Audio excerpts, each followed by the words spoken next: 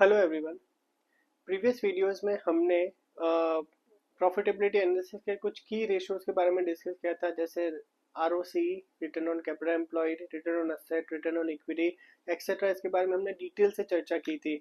इस वीडियो में हम उन सब रेशियोज के बारे में क्विक एक ग्लांस देखेंगे और देखेंगे उनका कंपैरिजन कि आरओसी, आरओए और आरओई में क्या डिफरेंसेस है, कब किसको यूज करना है। तो एक क्विक समरी होगी और एक कंपैरिजन होगा, जिससे आपको सबके बारे में एक साथ क्विकली क्लियर हो जाएगा। Okay, so without wasting much time let's start.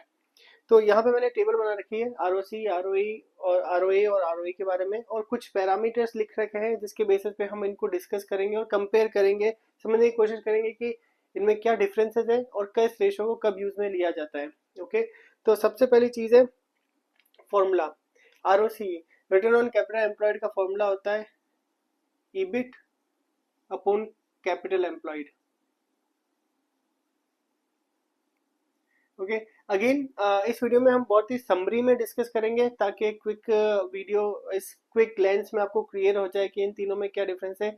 अगर आपको किसी भी रेशो के बारे में डिटेल में जानकारी चाहिए तो उसके लिए मैंने ऑलरेडी सेपरेट वीडियो डाल रखे हैं डिटेल में, तो आप वहां जाके देख सकते हैं। ओके, तो आरओसी हुआ रिटर्न ऑन कैपिटल एम्प्लॉयड, इसका फॉर्मूला हुआ EBIT upon capital employed. EBIT हुआ earning before interest and tax. Capital employed में जनरली हम बोथ को कंसिडर करते हैं, equity plus debt, basically long term sources of fund. ये होता है आरओसी का फॉर्मूला। आरओए हुआ रिटर्न ऑन असेट, इसका फॉर्मूला होता है नेट इनकम। नेट इनकम बोल लो या पैट बोल लो। Okay, divide by average total asset. Average total asset, net income और PAT divide by average total asset multiply by 100। यहाँ ये सब रेशियो परसेंटेज में कैलकुलेट होते हैं, इसलिए multiply by 100। Return on equity का फॉर्मूला होता है PAT, PAT minus preference dividend, PAT minus preference dividend divide by equity share holders fund multiply by 100। तो ये फॉर्मूला होता है ROC, return on asset, return on equity, ये formula हुआ। अब सबसे पहले पर्पस, इन फॉर्मूलाज का पर्पस क्या है या इन रेशियोज का पर्पस क्या होता है। ओके, इनसे हमें क्या पता चलता है? इनसे हमें पता चलता है, आरओसी से हमें क्या पता चलता है कि how much profit company is earning. तो टॉप में आप देखोगे जो न्यूमरेटर में है, क्योंकि सब प्रॉफिट है, तो इससे पता चलता है कि how much profit company is earning, how much profit company is earning using the capital, using the long term fund, using the capital या बोल दो लॉन्ग टर्म फंड। मतलब लॉन्ग टर्म फंड्स को यूज करके, लॉन्ग टर्म फंड्स को use कर से company कितना प्रॉफिट अर्न कर रही है, ये हमें इससे पता चलेगा। ओके, रिटर्न ऑन असेट से हमें क्या पता चलेगा कि कितना प्रॉफिट कंपनी अर्न कर रही है, कि कंपनी कितना प्रॉफिट अर्न कर रही है बाय यूटिलाइजिंग द असेट।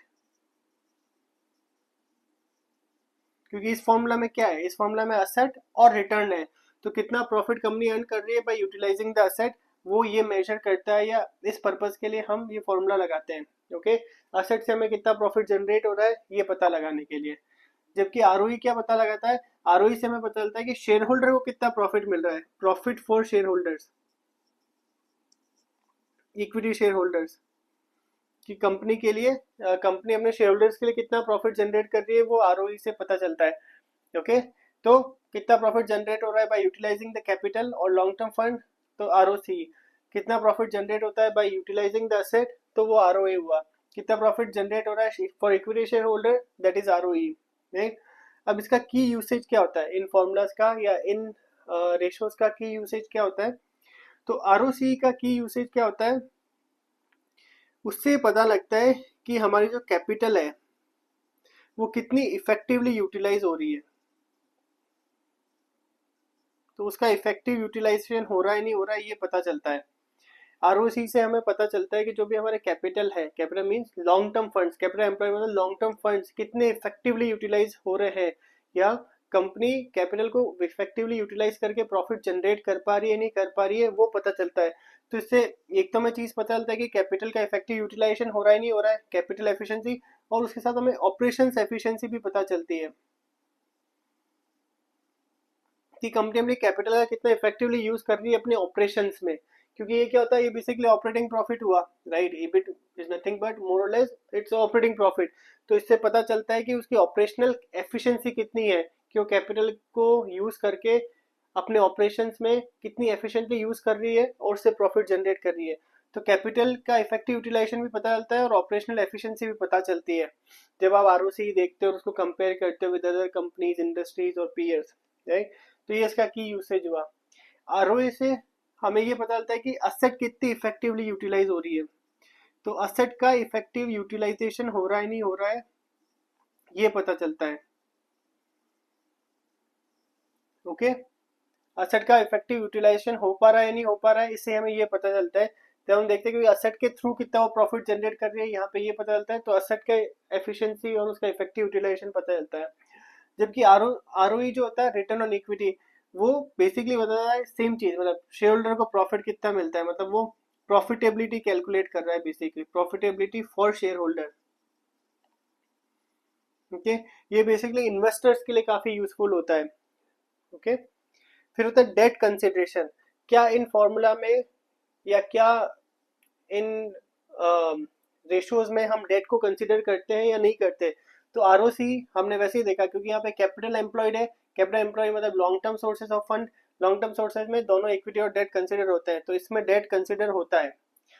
अब यहाँ पे हम बात करते हैं असेट की। ओके, यहाँ पे हमने डेट तो कहीं लिखा ही नहीं है, बट हमने सिर्फ असेट की बात की है। तो इसमें भी क्या होता है, अब असेट किससे मिलके बनती है। तो हमारा आपको फॉर्मूला पता होगा बैलेंस शीट का, asset equal to equity means basically it's like total asset is equal to capital plus liabilities, right। तो मतलब जब हम असेट की बात करते हैं तो हमारे इक्विटी शेयर कैपिटल तो है ही, यहाँ पे हमारी लाइबिलिटी मतलब डेट भी कंसीडर होते हैं। तो जब आप टोटल असेट लेते हो तो इनडायरेक्टली आप असेट भी इंक्लूड कर रहे हो। ओके, इनडायरेक्टली आप असेट भी इंक्लूड कर रहे हो, सॉरी नॉट असेट, इनडायरेक्टली आप डेट भी इंक्लूड कर रहे हो। जब आप टोटल असेट की बात कर रहे हो तो इनडायरेक्टली आप डेट भी इंक्लूड कर रहे हो, राइट। तो भी तो इसका मतलब इसमें इनडायरेक्टली डेट इंक्लूड होता है। तो इसमें भी होता है, इसमें भी होता है। जबकि इसमें तो सिर्फ हम इक्विटी शेयर को ही कंसिडर करते हैं, राइट। तो इसमें हम डेट इंक्लूड नहीं करते हैं। ओके, तो debt consideration yes yes no. Now अब रेशियोज कब इसको यूटिलाइज करना चाहिए, कब इसका यूज करना आइडियल रहता है। ओके, तो आरओसी जो होता है मोस्टली हर केस में या हर कंपनी में यूज में होता है।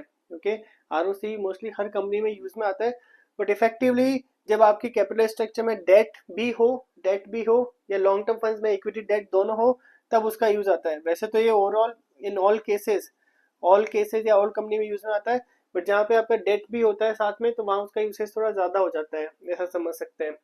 आरओई आरओए आरओए का यूसेज होता है बेसिकली असेट हैवी कंपनीज में, जहाँ पे असेट में इन्वेस्टमेंट ज्यादा होता है, मेनली फिक्स्ड असेट में इन्वेस्टमेंट ज्यादा होता है।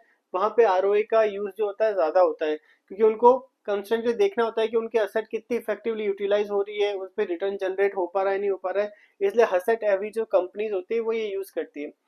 आरओई आरओई मेनली यूज करते हैं इन्वेस्टर्स। ओके, इन्वेस्टर यूज करते हैं, एनालाइज करते हैं आरओई के बेसिस पे कि उन्हें किस कंपनी में इन्वेस्ट करना है नहीं करना है। इसका यूज फाइनेंशियल एनालिसिस भी करते हैं, मतलब बट ये मोस्टली इन्वेस्टर के पर्सपेक्टिव यूज में आता है। और जब फाइनेंस मैनेजर या सीएफओ इसको एनालाइज करते हैं तो वो भी अपने शेयर होल्डर के लिए एनालाइज करते हैं, अपने इन्वेस्टर्स के लिए एनालाइज करते हैं कि उनको कितना रिटर्न मिल रहा है। तो अल्टीमेटली इसको एनालाइज करने का मेन जो मकसद यही होता है इन्वेस्टर्स के पॉइंट ऑफ व्यू से। ओके, तो मेनली ये इन्वेस्टर पर्सपेक्टिव से ये एसेट हैवी इंडस्ट्रीज के लिए ज़्यादा यूजफुल रहता है। और ये जनरली ऑल केसेस में यूजफुल रहता है, बट इफेक्टिवली जब आपकी कंपनी में डेट वगैरह हो तो आरओसी का यूसेज वैसे भी होता ही है, टू नो ओवरऑल कि हमारा कैपिटल एम्प्लॉयड पे कितना प्रॉफिट जनरेट हो रहा है। ओके, तो ये बेसिकली है आरओसी, आरओए और आरओई की समरी। और जस्ट हमने थोड़ा सा उसको डिफ्रेंशिएट करने की कोशिश की है और एक वीडियो में बताने की कोशिश की है कि क्या फॉर्मूलाज होते हैं, क्या डिफ्रेंशिएटिंग फैक्टर्स होते हैं। अगर इनमें से किसी भी फॉर्मूला के बारे में आपको डिटेल में जानकारी चाहिए तो आप मेरे जो रेस्पेक्टिव वीडियोस है वो गो थ्रू कर सकते हो। कोई भी क्वेश्चन है या कोई भी आप ऐसा टॉपिक जो मुझसे समझना चाहते हैं वो आप प्लीज़ कमेंट सेक्शन में बता सकते हैं, मैं उसको टेकअप करने की कोशिश करूंगा। अगर आपको मेरे वीडियोस पसंद आते हैं तो प्लीज़ लाइक एंड सब्सक्राइब जरूर करें। Thank you for watching, see you in the next video, bye bye.